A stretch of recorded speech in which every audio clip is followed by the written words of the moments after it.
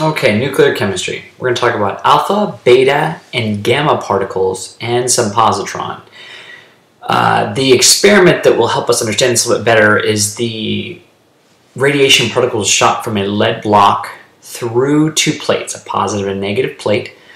And the alpha particle deviated slightly away from the positive plate and towards the negative plate. So it was a little bit heavier and then it was positively charged. Later on we found it was the nucleus of a helium atom. The nucleus, which means that it had a mass of 4, 2 protons and 2 neutrons. So that was the alpha particle. The second one was the beta particle, which was a lot lighter because it was deflected much further away from the negative plates towards the positive plate, so it must be negative, and now we know that it is the same as an electron. So no mass, -1 charge. Lastly, the gamma radiation, straight through, no deflection towards positive or negative, it's just energy, just photons. You can see here in the chart the notations. You can represent alpha particles as a helium nucleus, or you can represent it with the Greek letter alpha.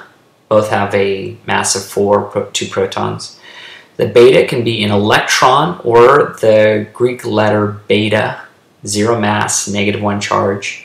And of course, gamma is the lowercase letter gamma with no mass and no charge.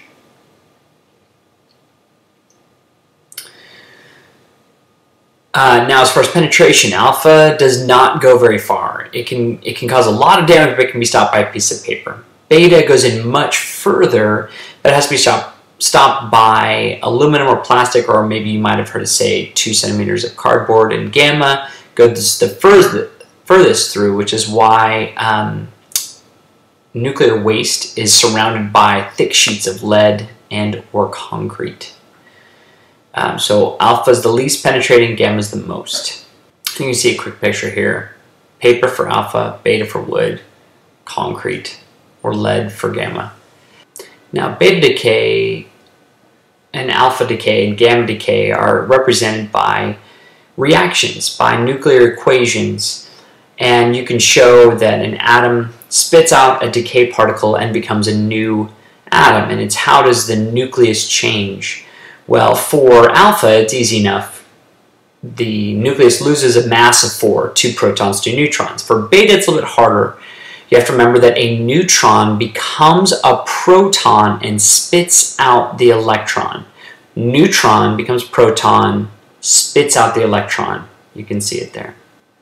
And you can see that when you have an equation, the two sides need to equal each other. The particle and the new atom need to equal the original atom. This applies to all of these nuclear decay equations. Now the positron, you can see, is just the opposite of an electron. It is positively charged, but it also has a mass of 0. So what's happening here is that a proton is becoming a neutron, whereas before a neutron was becoming a proton. And you can see that in the decay on the next slide, that a proton is going to, from the potassium, is going to become a neutron, and it's going to lose its mass number down to 18, which is argon. So the mass is still 37 though.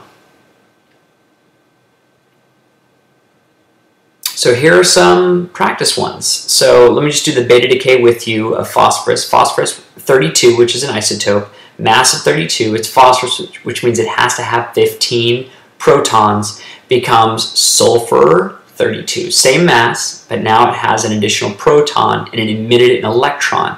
A neutron became a proton. So that's what's happening in number 1. At this point, you need to probably stop the video, go ahead and try to solve the rest, the 2 through 6, and then you can check your work and see how you did. I'm going to put up the answers here in just a moment, and then you can get back to the worksheet. So there are the rest of the answers. If you have any questions, please let me know.